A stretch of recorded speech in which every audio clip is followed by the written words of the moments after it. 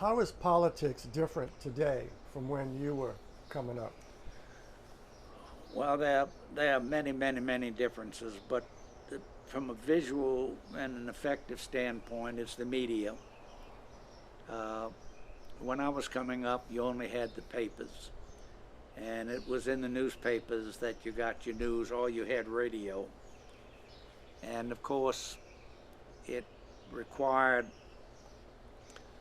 political organization to win. The RDO had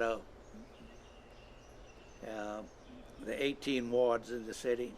Is that right? 18. I think there's 17 or 18. I forget. Yeah, I think it's so 18. you had a ward leader for every ward. Then theory, hopefully, you had a block captain for every block. And so the messages could be delivered physically and verbally to the households. And that began to break down.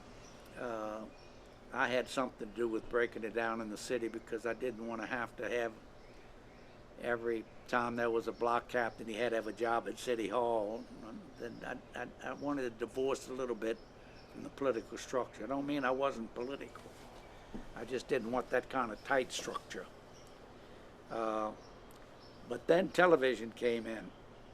And I remember in the late state legislature in 1960, there was one station that began to cover the legislature.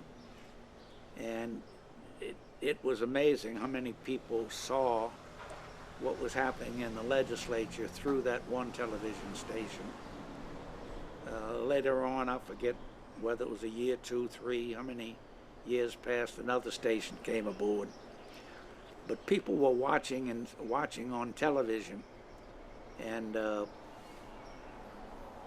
they teach legal courses, and one of the things they tell you about your presentation is that people are more given to being convinced by what they see than what they read, so that the visual impact of television was just tremendous and has made a huge, huge difference. Now, today it's changing again, and there's the social media, and I can't comment because I'm not into that and don't exactly know how it works. But it's, as you say, and you know this, nothing stays the same. And how it's going to change in the future, I can't say. But it's made this new communication, social media is making a big difference.